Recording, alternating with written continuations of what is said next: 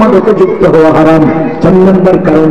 5 নম্বরে আল্লাহ বলেন লাআল্লাকুম তুফলিহুন, যদি তোমরা মাদকের কারবার থেকে বাঁচো, যদি মাদকের এই কারবার থেকে নিজেকে সংবরণ করো, পরিহার করো, তবে তোমরা সফল হবে, কামিয়াব হবে, সফল কাম হবে। আল্লাহর কসম, যে দিক নির্দেশনায় আল্লাহ দিয়েছেন ওই দিক নির্দেশনার মধ্যেই সফলতা, আর যে দিক নির্দেশনা থেকে আল্লাহ তাআলা বারণ করেছেন, যেদিকে যেতে আল্লাহ বারণ করেছেন সেই দিকে গেলে তুমি অসফল হবে, নাকাম হবে, ক্ষতিগ্রস্ত হবে, সেই পথে যাওয়া হারাম। আল্লাহ যখন বলেছেন লাআল্লাকুম তুফলিহুন, তুমি সফল হবে, তার মানে তার বিপরীত কদম ফেললেই তুমি ক্ষতিগ্রস্ত হবে। কোন বান্দা আল্লাহর নির্দেশনাকে ওভারটেক করে, আল্লাহর নির্দেশনাকে বিনয় করে, উপেক্ষা করে, সে নিচে অসফল এবং নাকাম, পরাজিত, নাকাম এবং ক্ষতিগ্রস্ত পথে অগ্রসর হওয়া হারাম। সুতরাং লাআল্লাকুম তুফলিহুন, সফলতা যে পথে সেই পথে থাকা ফরজ, তার বিপরীত পথে যাওয়া হারাম। এই আয়াতের তৃতীয়, এই আয়াতের এই অংশ থেকে মাদক যে হারাম 5 নম্বর কারণ পাওয়া গেল। 6 নম্বরে আল্লাহ বলেন ইন্নামা ইউরিদু শাইতান, ইন্নামা ইউরিদু শাইতান, মাদকের মধ্যে শয়তানের চাওয়া আছে। ও মুসলমান বুঝেন, মাদকের মধ্যে শয়তানের চাওয়া আছে, মাদকের মধ্যে শয়তানের চাওয়া আছে। আপনি শুধু মাদকের বোতল দেখতেছেন, না না না, এই রঙিন মাদকের ভিতরে ভিতরে শয়তানের চাওয়া লুকিয়ে আছে। বোতলের মুখের ভিতরে কার চাওয়া আছে? শয়তান কি চায়? শয়তান কি চায়? আমার আল্লাহ বলেন ইয়া আইয়ুহাল্লাযীনা আমানু, হে ঈমানওয়ালারা, লা তাত্তাবিউ খুতুওয়াতিশ শাইতান, শয়তানের কোনো পথ তোমরা অবলম্বন করিও না, শয়তানের কোনো বুদ্ধি শুদ্ধি নিও না। লা তাত্তাবিউ খুতুওয়াতিশ শাইতান, শয়তানের কোনো বুদ্ধি শুদ্ধি নিও না। শয়তান কি বলেন? সূরা নিসা এর মধ্যে আল্লাহ তাআলা বলেন ওয়াকালা লাআত্তাখিযান্না মিন ইবাদিকা নাসীবান মাফরুদা, শয়তান কয় ও আল্লাহ, আমি আপনার বান্দাদের একটা মোটা সদস্যকে আমার মুরিদ বানায় ফেলবো। ওয়াকালা, সে বলে লাআত্তাখিযান্না, মুফিতাকি লামে তাকিদ দামে তাকিদ দিয়ে আসছে, লাআত্তাখিযান্না, আমি অবশ্যই অবশ্যই মুরিদ বানায় নেব, আমার সাথে জড়ায় নেব, মিন ইবাদিকা, আপনার বান্দাদের থেকে, নাসীবান মাফরুদা, একটা পরিমিত সংখ্যাকে, আপনার বান্দাদের একটা পরিমিত সংখ্যাকে আমি আমার মুরিদ বানায় ফেলব। আরে মুরিদ বানাইয়ে কি করব জানেন? লাউদিল্লান্নাহুম, তাদেরকে গোমরাহ করব, ওয়া লাউমান্নিয়ান্নাহুম, তাদের অন্তরের মধ্যে আশা জাগাবো, ওয়া আমুরান্নাহুম, তাদেরকে মনস্তাত্ত্বিকভাবে এমন কিছু করতে বাধ্য করব, ওয়া আমুরান্নাহুম, এর অর্থ আমি তাদেরকে এমন নির্দেশনা দেব, তার মানে মনস্তাত্ত্বিকভাবে আমি তাদের অন্তরের মধ্যে জগদ্দল পাথরের মতো বসে যাব, আর তাদেরকে এমন কিছু কাজ করতে বাধ্য করব যেটা আল্লাহ আপনার সরাসরি আদতের খেলাফ। তাহলে তারা কি করবে? তারা ইউগাইয়িরুনা খালকাল্লাহ, আল্লাহর আদতের খেলাফ হয়ে যাবে। শয়তান আমাদের বন্ধু না, ইন্নাহু লাকুম আদুউম মুবিন। আল্লাহ বলেন না তাত্তাবিউ খুতুওয়াতিশ শাইতান, শয়তানের অনুসরণ করিও না, শয়তানের অনুগামী হইও না। নিশ্চয়ই শয়তান তোমাদের চিরন্তন দুশমন, শয়তান তোমাদের প্রকাশ্য শত্রু। আরে শয়তান তোমাদেরকে অনেক আশা জাগাবে। ও মিয়া ভাই, খেয়াল করে শুনেন, আমার আল্লাহ বলেন শয়তান কি বলছে? ওলা আমুন ওলা উমান্নিয়ান্নাহুম, তোমাদের মনের মধ্যে আমি মনের মধ্যে কি করব? তোমাদের মনের মধ্যে আশা জাগাবো, আশা জাগাবো। এই যে আওয়ামী লীগ গত কিছুদিন আগে ঢাকায় দেশের বিভিন্ন অঞ্চল থেকে লোন দিবে তো মানুষ নিয়েছে, বুঝলেন না? লোন দিবে বলে কি নিয়েছে? মানুষ নিয়েছে। তুমি শাহবাগে দিয়ে বসবা, তোমার 1.5 লাখ টাকা লোন দেওয়া হবে, তোমার 2 লাখ টাকা লোন দেওয়া হবে। পাবলিক মাইক্রোবাসে আইসি শুধু যাই ঢাকা শহরে শাহবাগে জমা হবো, আমাদেরকে লোন দেবে। ওরা উমান নিয়ান না, আমার আল্লাহ বলে শয়তানরা মানুষের দিলের মধ্যে আসা জাগায়। কথা কি বুঝতেছেন? কোন আওয়ামী লীগ শয়তান না? কেমনে করে বুঝবেন? ওলা উমান্নিয়ান্নাহুম, মানুষের অন্তরে আসা জাগায়। ও মুসলমান, দেশটি মানুষের অন্তরে আসা জাগিয়েছিল। যুবক সুদাইবি মানুষের অন্তরে আশা জাগিয়েছিল। এই শেয়ার ব্যবসায়ী, এমএলএম ব্যবসায়ীরা মানুষের মনের মধ্যে খালি আশা জাগায়। আমার আল্লাহ বলেন তোমারে আশা জাগাইব, তোমারে গুমরাহ করবে। যারাই দিনের মধ্যে আশা জাগায় তারাই তোমাকে গুমরাহির দিকে এগিয়ে দেয়। কোরআন শরীফের এই আয়াতগুলো ঠিক মতো যদি আমরা আপনাদেরকে বুঝাই তো সময়ের হালতগুলোকে এমন ভাবে উপলব্ধি করবেন যে আসলে নিজেরাই ক্ষতিগ্রস্ত, নিজেরাই ক্ষতিগ্রস্ত। ওলা উমান্নিয়ান্নাহুম, আমার সময় নেই, আমি আমার আয়াতের মধ্যে বলছি ইন্নামা ইউরিদু শাইতান, নিশ্চয় শয়তান চায়। খুব খেয়াল করবেন, মাদকের মধ্যে শয়তানের ছায়া আছে। আর মাদক তোমাকে এমন ভাবে শয়তানে মাদক সেবন করাবে, শয়তান তোমাকে অনেক প্রফুল্লতা দেখাবে। মদ খেলে আমার গা ভালো হয়, মদ খেলে আমার শরীর সুস্থ হয়, মদ খেলে আমার মেধা ঠিক হয়। এসবগুলো কার খেলা? কারণ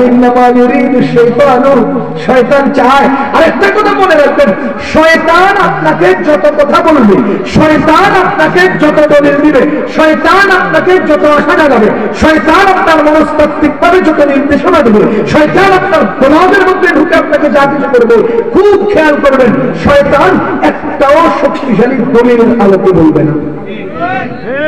ওই যে সূরা ইব্রাহিম আল্লাহ বলেন وقال الشيطان لما قضي الامر وقال الشيطان لما قضي الامر, যখন সব ফয়সালা হয়ে যাবে কিয়ামতের ময়দানে শয়তান বলবে ইন্নাল্লাহা ওয়া'আদাকুম ওয়া'দাল হক, নিশ্চয়ই আল্লাহ যে ওয়াদা করেছিলেন ওই ওয়াদা ছিল হক। কি? নিশ্চয়ই আল্লাহ যে ওয়াদা করেছিলেন সেই ওয়াদা ছিল হক। ওয়া ওয়া'আদতুকুম, আমি তোমাদেরকে ওয়াদা করেছি, আমি তোমাদেরকে ওয়াদা করেছি। ওয়া'আদতুকুম ফাআখলাফতুকুম, আমি আমার ওয়াদাগুলোকে ভঙ্গ করেছি। ওয়া'আদতুকুম ফাআখলাফতুকুম, আমি তোমাদের ওয়াদা করেছি, ওই ওয়াদা আবার ভঙ্গও করেছি। কথা বলেন, শয়তান ওয়াদা করে ওয়াদা রেখেছে না ভঙ্গ করেছে? وقال الشيطان لما قضي الامر, এটা সূরা ইব্রাহিমের 22 নম্বর আয়াত। নিশ্চয় ওয়াদা করেছি, ফাআখলাফতুকুম, আমি তোমাদেরকে ওয়াদা ভঙ্গ করেছি। এরপর শয়তান কি কয়, ওমা কানা লিয়া আলাইকুম মিন সুলতানিন, আমি যে তোমাদেরকে ওয়াদা করছি আমার কোনো দলিল ছিল না। ওমা কানা লিয়া, আমার কোনো ছিল না, আলাইকুম, তোমাদের উপরে যতগুলো কথা বলছি, যতগুলো আশা দেখাইছি, যতগুলো চাকচিক্য মরিচিকা দেখাইছি, যতগুলো পাহাড় পর্বতের আমি সব কিছু উন্নতি দেখাইছি, মা কানা লিয়া আলাইকুম মিন সুলতানিন, মিন এখানে এরা বলতে চাচ্ছে যে সুলতান বাড়ির দলিল, দলিলের সামান্য অংশ ছিল না। আমি কি করছি? হাওয়ায় মেরে দিছি, তোমরা বুঝে ফেলাইছি। আমার সব বক্তব্য ছিল হাওয়ায়। শয়তান কি বলে, মা কানা লি আলাইকুম মিন সুলতানিন ইল্লা আন দাআউতুকুম, আমি হাওয়ার মধ্যে রেখে দিয়েছি আয় আয় আয় আয়, ইল্লা আন দাআউতুকুম, আমি শুধু তোমাদেরকে ডাকছি, তারপরে তোমরা কি করছো? ইল্লা আন দাআউতুকুম ফাস্তাজাবতুম লি, তোমরা আমার ডাকে সাড়া দিয়ে দিয়েছো। ফালা তালুমুনি ওয়া লুমু আনফুসাকুম, তোমাদের রব তোমাদেরকে শক্তিশালী দলিল সহ তার দিকে আহ্বান করেছে, আমি দলিল ছাড়াই তোমাদেরকে আহ্বান করেছি, তোমরা রবের কথা না শুনি না আমার কথা শুনছো। ফালা তালুমুনি ওয়া লুমু আনফুসাকুম, সুতরাং তোমরা আমার গালি দিয়ে লাভ নাই। যারা আওয়ামী লীগ করছো হাসিনারে গাইলে লাভ নাই, নিজেরে নিজে গাইলে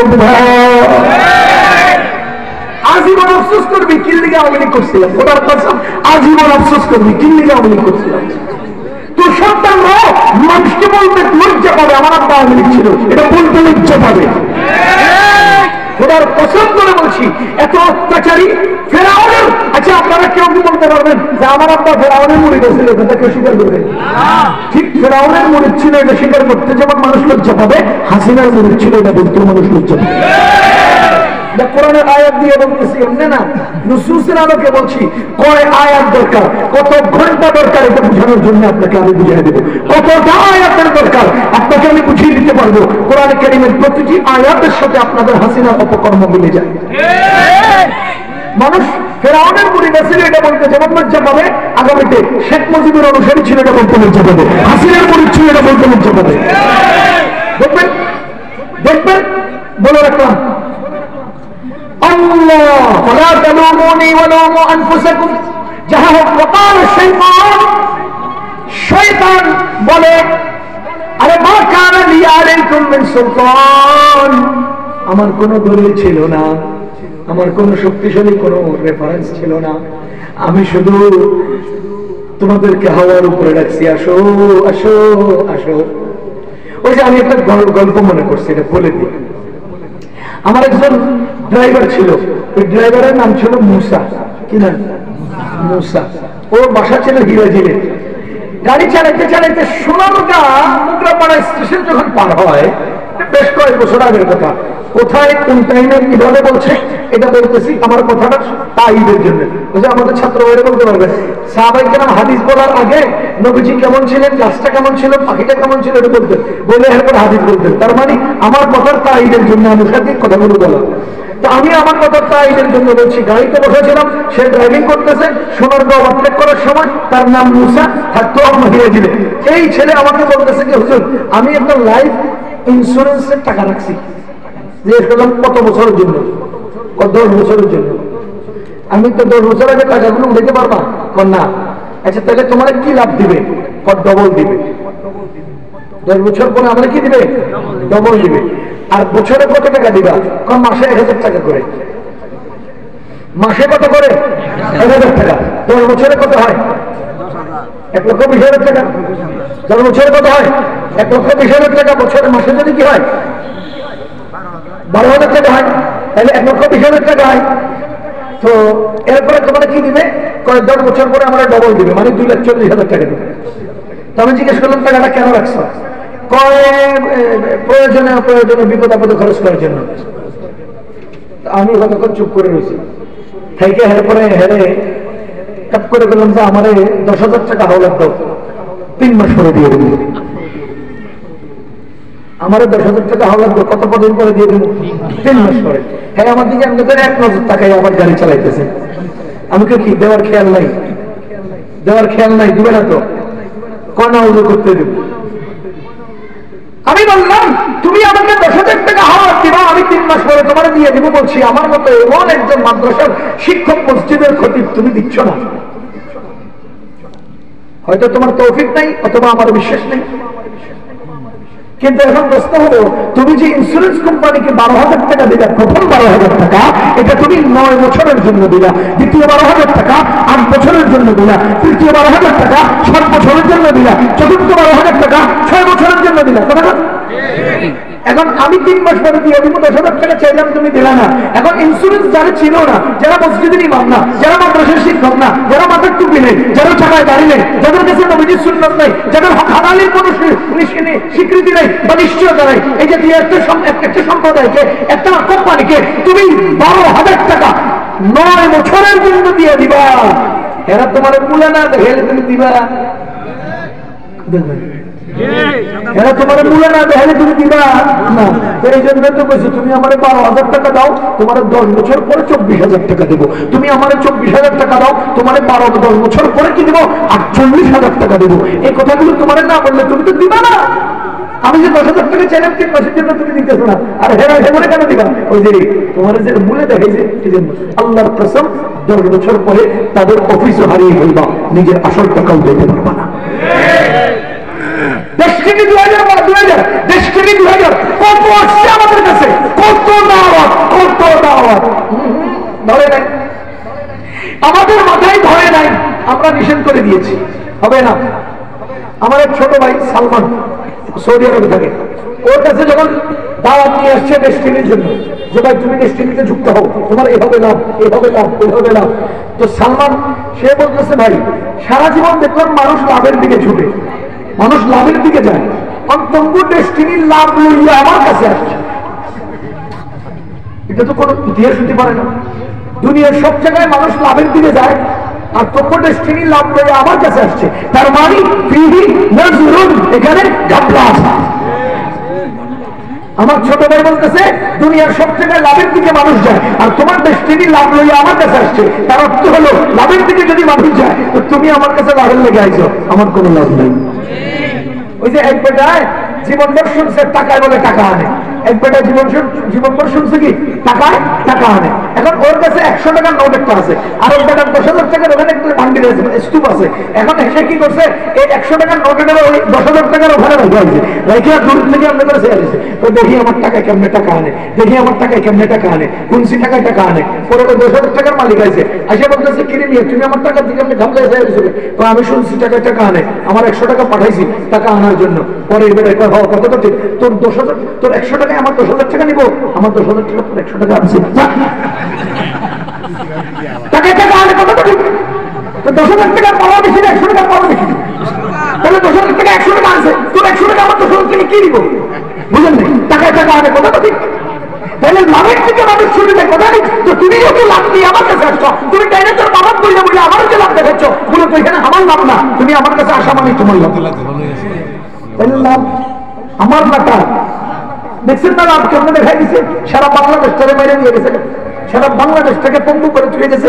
সুতরাং মুসলমান বুঝেন, শয়তানে এইভাবেই আপনাদের অন্তরে এসে বাজায়, ওরা অভিনন্দন এইভাবেই আপনাদেরকে গোমরাহ করে। এগুলো আমাদের চলমান জীবনের অগণিত উদাহরণ, অগণিত উদাহরণ। আপনি যদি শেয়ার ব্যবসাতে যান, শেয়ার ব্যবসা আস্তাগফিরুল্লাহ রাব্বি মিন কুল্লি যামবি ওয়া আতুবু ইলাইহি, কেমনে বুঝাইলে বুঝবেন। মনে করেন এই হুজুরের কাছে এই হুজুরে আর আমি দুজন পরিষ্কার মানুষ, আমরা দুজনে 50 লাখ টাকা করে 1 কোটি টাকা দিয়ে একটা কোম্পানি চালু করছি, খেয়াল করেন। এখন আমাদের দুজনের পুঁজি কত, 1 কোটি টাকা। তা আমরা কাঁচা মাল কেনা, নতুন কিছু আবিষ্কার করার জন্য আরো 50 লাখ টাকা লাগবে। তা আমরা আওয়াজ করলাম যে ভাই আমাদের দুইজনের 50 লাখ টাকা করে পুঁজি আছে, আরেকজন যদি আসতে হয় আরো 50 লাখ টাকা আনতে হবে। তার মানে আমরা তৃতীয় জন সদস্য নিতে হলে 50 লাখ টাকা দরকার, কারণ আমাদের সম পরিমাণ, এর চেয়ে কমে তো আমরা দিব না, দিলাম। তাহলে আমরা 3 জন হলাম শেয়ার, এখন শেয়ার হইল। এখন এই 3 জনের কোন একজন ছুটে গেলে অথবা 3 জনের সাথে নতুন কেউ যুক্ত হতে হলে আমাদের সম পরিমাণ পুঁজি দিয়ে সে যুক্ত হবে না, এটাকে বলে প্রাইমারি শেয়ার। এটাকে বলে কি? Primary share. আরেকটা আছে সেকেন্ডারি শেয়ার। মনে করেন উদাহরণস্বরূপ আমরা দুইজনে মিলে কোম্পানি চালু করলাম 1 কোটি টাকার, এখন আমাদের 1 কোটি টাকার সাথে 50 লাখ টাকা লাগবে, শেয়ার হোল্ডার লাগবে না, বুঝলেন? আমার কি টাকা লাগবে না শেয়ার হোল্ডার লাগবে? কত করে? তাহলে শেয়ার হোল্ডার হইলে একজন ব্যক্তি আমার সঙ্গী হবে, তাহলে আমরা দুজনের সাথে মালিকানায় আর কয়জন হলো? আরেকজন হলো, তো 3 জন হলো। 3 জনের 50 লাখ টাকা করে। আমরা এই তৃতীয় মালিককে আড়ালে রেখা দুইজনে 50 লাখ টাকার প্রয়োজনে শেয়ার ছাড়লাম। ওই যে মালিকের প্রয়োজনে শেয়ার নয়, টাকার প্রয়োজনে শেয়ার। এবার কথা বুঝছেন, আমরা দুইজনে 50 লাখ টাকার প্রয়োজন অনুভব করে শেয়ার ছাড়লাম। শেয়ার মানি হলো আমার কোম্পানির মালিকানার অংশীদার হওয়া, শেয়ার মানি হলো কোম্পানির মালিকানার অংশীদার হওয়া। তার মানে আমরা দুইজনে 50 লাখ টাকা সম পরিমাণের মালিক, আর আপনাকে বললাম 1 লক্ষ টাকা সম পরিমাণের মালিক। তো আমরা কি করলাম, দুইজনে মিলে তৃতীয় নম্বর মালিক নেব না, বরঞ্চ তৃতীয় 50 লাখ টাকা লাগবে। এই 50 লাখ টাকা আমরা কিভাবে উদ্ধার করবো? তো মার্কেটে ছেড়ে দিলাম 100টা 1 লক্ষ টাকা দামের নুমান এক কোম্পানির একটা শেয়ার ছাড়া হলো। তো আপনাদের মাঠ থেকে 100 জন 1 লাখ টাকা করে আমাদের থেকে কি করছেন, শেয়ার কিনছেন। এবার আমরা 50 লাখ টাকা পাইয়া দিয়েছি, মালিক আপনারা 100 জন, খালি মনে মনে আপনারা 100 মালিক, আসলে আসলে না, শেয়ারে না মনে মনে, বুঝলেন? আমি আপনাদেরকে মালিক বানানোর শেয়ার ছাড়লাম নাকি আমার টাকার প্রয়োজনে শেয়ার ছাড়লাম? আপনারা কি আমার রহস্যগুলো বুঝতেছেন? বুঝছেন? এবার আপনারা তো আমি জিন্দিগিতে 1 লাখ টাকা ফেরত দেবো না, ওলা তখন আমরা দুজনে কি টাকার জন্য আপনারা নিছি না আপনাকে নেওয়ার জন্য আপনাকে নিছি? বুঝেন না? আপনাকে আমি টাকা ফেরত দেবো কেন? আরে আপনাকে টাকা ফেরত দেবো কেন? আমি জিন্দিগিতে 1 টাকা দেবো না আপনারে। এখন আপনাকে কিছু পুষ দিতে হবে না, আরে মূলা দিতে হবে না, আরে কলা দিতে হবে না। আমি নতুন করে সেকেন্ডারি শেয়ার ছাড়ছি।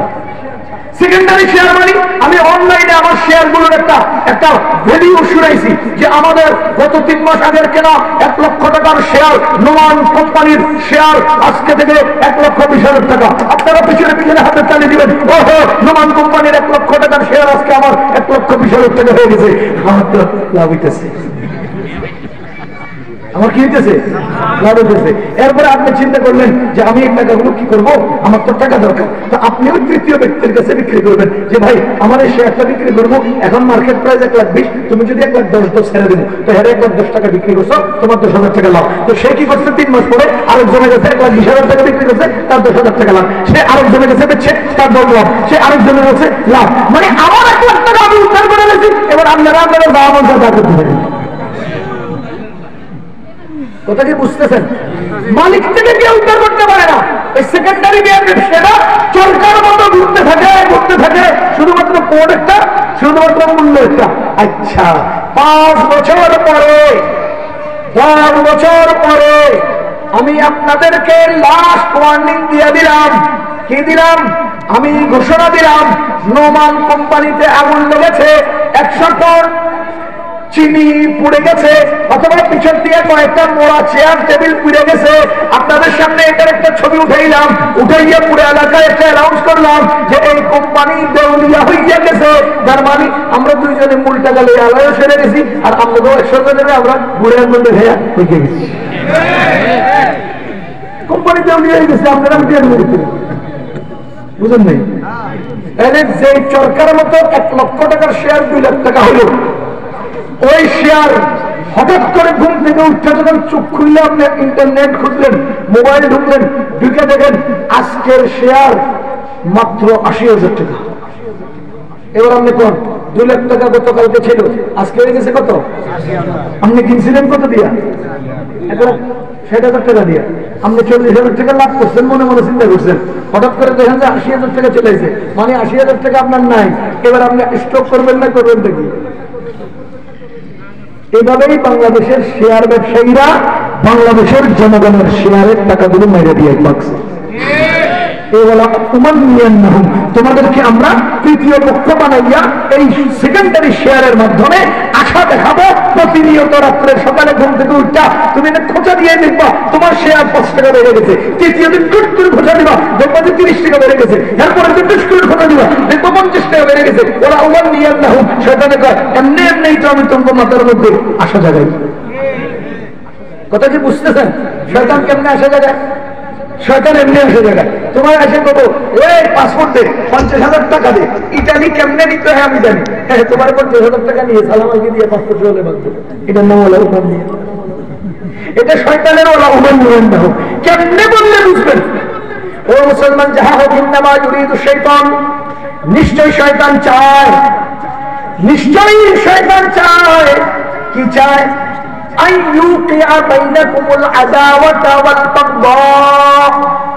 নিশ্চয় তোমাদের দুজনের মাঝখানে ঝগড়া লাগাবে। তোমাদের দুজনের মাঝখানে ঝগড়া লাগাবে, বিভেদ তৈরি করবে, শত্রুতা তৈরি করবে। এবার আপনারা বলেন, শয়তানের চাওয়া মানুষের জন্য হালাল হয় না? শয়তানের যে কাজের মাধ্যমে আমাদের মধ্যে ঝগড়া তৈরি করে, ওই কাজ কি মুসলমান মানুষের জন্য হালাল? হিসেব নিলাম কতগুলো হারামের কারণ সামনে আসতেছে। শয়তান মাদকের মাধ্যমে আমাদের মাঝে দ্বন্দ্ব লাগাবে। এটার উদাহরণ, জ্বলন্ত উদাহরণ কি জানেন? বাংলাদেশে ক্যাসিনো ক্লাব আছে না? ফুয়েন ক্লাব, এই জাতীয় নগ্ন জুয়ার আসর আছে না নাই? খুব খেয়াল করেন, নগ্ন জুয়ার আসর বাংলাদেশে আছে না নাই? এই যে আওয়ামী লীগের যুগে একবার ক্যাসিনোর উপরে, ফুয়েন ক্লাবের উপরে বিভিন্ন ভাবে অভিযান এসেছিল। ওই অভিযানে ওই ঢাকার কিং, ঢাকার সবচেয়ে বড় মাদক ব্যবসায়ী সম্রাট মিয়া এই বেটারে বরখাস্ত করলো, অন্যেরা দখল করলো। আচ্ছা আপনাদেরকে আমি জিজ্ঞেস করতে চাই, এই সরকার কর্তৃক এই ফুয়েন অথবা ক্যাসিনোতে আক্রমণ করিয়া, অভিযান চালাইয়া এই ক্যাসিনো একেবারে চিরতরে উৎখাত করে দিছে, বন্ধ করে দিছে না এখনো চালমান আছে? আগেও চলছে না, অভিযানের পরেও চলছে। তো মাঝখানে অভিযান কেন? শয়তান এদের মাঝখানে এমন বড় ঝগড়া তৈরি করছে, একটা একটারে পাওয়ার দেখাইছে, তোদের আমি দীক্ষা ছাড়বো, তো এবার আরেকজনের দীক্ষা ছাড়ছে। বুঝলেন না? লেনদেনে গন্ডগোল হয়েছে অথবা প্রভাব প্রতিপত্তিতে কোনো বাড়াবাড়ি হয়েছে, এই জন্য দীক্ষা ছাড়ছে। এটা অভিযান দীক্ষা ছাড়ার জন্য, এটা অভিযান এক পক্ষকে আর এক পক্ষ দমন করার জন্য, পারস্পরিক শত্রুতা বাড়ানোর জন্য। এই অভিযান মাদক দমনের জন্য না। কথা কি বুঝতেছেন? নিশ্চয় মাদকের দ্বারা শত্রুতা তৈরি করে, এবং জুয়ার দ্বারা। জুয়া, জুয়া বুঝেন? জুয়া এখন তো জুয়া পান্তাবাদ, এখনকার জামানায় জুয়া পান্তাবাদ। আপনাদের এলাকায় আর্জেন্টিনার ব্রাজিলের খেলার সময় আপনাদের পোলাপান ছোট্ট ছোট্ট দোকানের মধ্যে বাজি ধরে না, এটার নাম জুয়া। এই বাজি, এটার নাম কি? জুয়া। বাজি ধরে, আরে আর্জেন্টিনা এবার জিতবো, যদি না জিতে তাহলে আমি তোর 10 লাখ টাকা দিয়ে দেবো। কোথার কথা? তুই আমার 10টা থাপ্পড় দিবি, এটা একটা জুয়া। আমি গরু খাওয়াবো, আরে আমি একবারে পেট করে খাওয়াবো, না পারলে এই যে দেখেন, নিশ্চয়ই আদাওয়াত, নিশ্চয়ই শত্রুতা তৈরি করে কিসের মধ্যে? এই মাদকের মধ্যে আর জুয়ার মধ্যে। কয়েকদিন আগে বাংলাদেশে ইন্টারন্যাশনাল যে ফুটবল খেলা হলো, খেলাকে কেন্দ্র করে চাঁদপুরে একটা ছোট্ট পোলা আর একটা ছুরি দিয়ে মেরে দেয়। এই দেখেন কি পরিমাণ অন্যায় ক্লিক করেছে, কত জঘন্যতম শত্রুতা বানাইছে। আমি আজ থেকে বেশ কয়েক বছর আগে, 10 বছর আগের কথা, যখন এই যে জার্মানি আর মনে হয় আর্জেন্টিনা খেলা হয়েছিল, জার্মানি জিতছিল, তখন আমি দোয়া করছি, আল্লাহ তুমি জার্মানিকে জিতে দাও, আল্লাহ তুমি জার্মানিকে জিতে দাও। মানুষের বলছে কি আপনি জার্মানির পক্ষে? আমি বলছি না, আমি বাংলাদেশের গরু ছাগলের পক্ষে।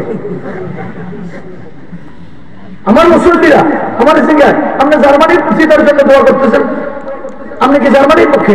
এমন ছিল আমি বাংলাদেশের গরু ছাগলের পক্ষে, মুরগির পক্ষে, হাঁসের পক্ষে। তো কেমনে? আমি বললাম যে ব্রাজিল যখন হেরে গেল তখন আর্জেন্টিনাওয়ালারা রং মাখামাখি করলো। আর্জেন্টিনা যখন ফাইনালে গেল জার্মানির সাথে, তখন আর্জেন্টিনাওয়ালারা গরু আর ছাগল কিনতে বসে রয়েছে, যদি জিতি জবাই দিয়ে খাবো। বুঝলেন নাই? এখন জার্মানি জিতে গেলে গরুটির গলা বেঁচে গেল না? কথা বুঝেন?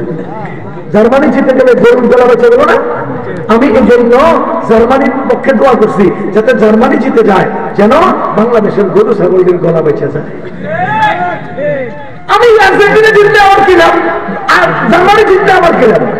কিন্তু এখানে আমি আড়ালে আরেকটা জিনিস দেখতে পাইছি, যে আর্জেন্টিনার পক্ষেরা আমাদের দেশের বিরিয়ানি পাকানোর জন্য ছাগল কিনে আনছে, বিরিয়ানি পাকানোর জন্য গরু কিনে রাখছে, বিরিয়ানি পাকানোর জন্য হাজার হাজার লাখ লাখ টাকা খরচ করে ওরা বড় বড় ডেক তৈরি করতেছে। কেন? আজকে রাত্রে ভোর রাত্রে জার্মানি হেরে যাবো, আর্জেন্টিনা জিতে যাবো, আমরা বিরিয়ানি খাবো। রমজান মাস, ফজরের নামাজ পড়ে নাই, রোজা রাখে নাই, তাহাজ্জুদ নামাজ পড়ে নাই, সেহরিটাও খায় নাই, মাঠের উপরে ছাদের উপরে প্রজেক্টর লাগাইয়া বিশাল ভাবে খেলা দেখতেছে আর দোয়া করতেছে আর্জেন্টিনা যেন জিততে চায়। ও মুসলমান, আপনার এই নরসিংদী রায়পুরায় একজন বেটা তার বাড়ির চারিদিকে বাউন্ডারি করছে। এখন এলাকার সুমন সোহাগ সোহেলরা কি করে জানেন? ব্রাজিলের পতাকা নিচে দিয়ে লিখে দেয়, সোহেল সুমন সোহাগ, আমরা আর্জেন্টিনা, আমরা ব্রাজিল। তুই কে? কার পকেটের টাকা দিয়ে তুই চলস? কার চামচামিটা তুই করস? কথা কম, এটা জুয়া। এগুলোর নাম কি? জুয়া। আমি জুয়ার একটা সংক্ষেপ পরিচয় আপনাকে বলি, আমার সচেতন শ্রোতাগণ উপলব্ধি করতে পারবেন জুয়া কাকে বলে। জুয়া বলা হয় অবৈধ টাকা বৈধ করার অবৈধ পদ্ধতি। আমাদের ছাত্র ভাইরা, আপনারা এই জুয়ার এই তারিখ জীবনে বলেন নাই? আমি যে তারিখ করতেছি আমার মনে হয় জীবনে শুনেন নাই। বলেন জুয়া কাকে বলে? অবৈধ টাকা বৈধ করার অবৈধ পদ্ধতি। এই তারিখ আমি পাইলাম কই? বাংলাদেশের রিজার্ভ ব্যাংক থেকে হাজার হাজার কোটি টাকা চুরি হয়েছিল কিনা? বলা হয়েছিল কিনা? ওই টাকাগুলো গেল কই? এটা যখন তদন্ত শুরু করলাম তো দেখলাম কি পত্রিকায় আসছে আমাদের বাংলাদেশের রিজার্ভ ব্যাংকের টাকা ওই ইয়াতে ব্রাজিলে, মেক্সিকোতে এবং উজবেকিস্তানে এই সমস্ত রাষ্ট্রের জুয়ার আসরে নিয়ে ফেলা হয়েছে। খুব খেয়াল করেন, জুয়ার আসরে নিয়ে বাংলাদেশের রিজার্ভ ব্যাংকের টাকা ফেলানো হয়েছে। আচ্ছা, এতটুকুনের পরে এবার আগে আরেকটু কথা বুঝেন। আমি এখন হাতে করে 50 লাখ টাকা নিয়ে যাচ্ছি, বুঝলেন? এখন ভাই আমাকে জিজ্ঞেস করতেছে হুজুর এই টাকা পাইছেন কই? এটা অর্জনের কোনো উৎস যদি না থাকে আমি সদুত্তর দিতে পারবো না। আমি ওনার কাছে ধরা পড়বো কিনা? বলেন ধরা পড়বো কিনা? এই তুমি এই টাকা পাইলে কোথায়? আমি সদুত্তর দিতে পারলাম না। মনে করেন আমি বললাম যে 50 লাখ টাকা আমি জমিন বিক্রি করে পেয়েছি। কোথায় জমিন বিক্রি করছো খবর নিলে তো বেরিয়ে দেবো। এখন আমি যদি মিথ্যা কথা বলি এটা ধরা পড়বে? খেয়াল করেন, যদি আমি টাকাগুলো নিয়ে চলি আর আমাকে জিজ্ঞেস করা হয় টাকা কোথায় পাইছ, তা আমি বললাম জুয়া খেলে পাইছি, তাহলে একটা ইস্যু আসছে কিনা, টাকাগুলো অর্জনের লাইন আছে কিনা? বাংলাদেশের রিজার্ভ ব্যাংকের টাকাগুলো অন্যায়ভাবে যারা নিয়ে খাবে তারা সরাসরি নিতে গেলে ইন্টারন্যাশনাল প্রশ্নের সম্মুখীন হবে এবং তাদেরকে জিজ্ঞেস করা হবে টাকা পাইলে কোথায়, তারা সদুত্তর দিতে পারবে না।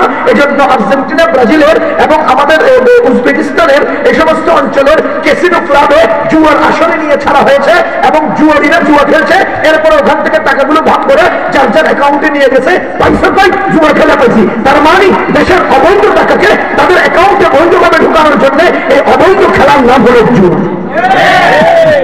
অবৈধ অর্থ বৈধ করার অবৈধ পদ্ধতির নাম জুয়া। কথা বুঝতেছেন? আপনি এই যে বাজি ধরলেন, আর্জেন্টিনা জিতবে জিতবো আর যেখানে ব্রাজিল জিতবো, এই দুজনের বাজির মাঝখানে কলা, সিঙ্গারা, সমুচা কি কয় টাকা পয়সার লেনদেন হয় কিনা? এগুলো বৈধ না অবৈধ? এই অবৈধ টাকা বৈধ করার অবৈধ পদ্ধতির নাম হলো জুয়া। কথা কি বুঝতেছেন? তাহলে শয়তান কি চায়? ইন্নামা ইউরিদু শাইতানু আন ইউকিআ বাইনাকুমুল আদাওয়াতা ওয়াল বাগদা ফিল খামরি ওয়াল মাইসির। এই মদ এবং জুয়ার মাধ্যমে তোমাদেরকে শত্রুতা তৈরি করতে চায়। ওয়া ইয়াসুদ্দাকুম আন যিকরিল্লাহি ওয়া আনিস সালাত, আল্লাহর জিকির থেকে এবং নামাজ থেকে তোমাদেরকে বঞ্চিত করতে চায়। যে কাজ আল্লাহর জিকির এবং নামাজ থেকে বঞ্চিত করে, দূরে সরায়, শরীয়ত সেটাকে কখনোই হালাল মনে করে না। ফাহাল আনতুম মুনতাহুন, এরপরেও কি তোমরা এর থেকে বিরত থাকবে না? মুসলমান, এই দুইটা আয়াত সুস্পষ্টভাবে আমরা বুঝতে পারলাম, এই দুই আয়াতে মাদক 10 কারণে হারাম। খোদার কসম, আমাদের শরীয়তে কোন একটা জিনিস এত কারণে হারাম উল্লেখ হয়নি। মাদক যত জঘন্যভাবে এবং বেশি পরিমাণে কারণে কারণে হারাম হয়েছে। আজ থেকে আমরা মাদকের স্পর্শে যাব না, মাদকের কারবার করব না। কেউ যদি মাদকের কারবার করে তাকে বুঝাবো, তাকে বিরত রাখার চেষ্টা করবো ইনশাআল্লাহ। আল্লাহ তাআলা আমাদেরকে আমল করার তৌফিক দান করুন। ওয়া আখিরু দাওয়ানা আলহামদুলিল্লাহি রাব্বিল আলামিন।